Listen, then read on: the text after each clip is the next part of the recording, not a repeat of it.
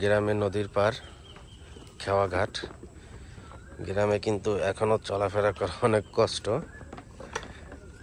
এটা হলো টলার খেওয়াঘাট, আর এটা হলো নদী। ওই পারে যাইতে হবে, কিন্তু টলার ওই পাশে আছে।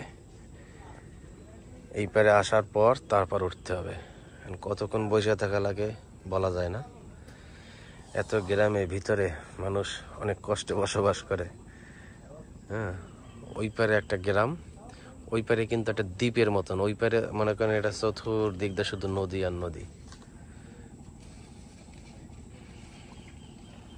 এরা মনে হয় মাছ ধরে, মাছের নৌকা।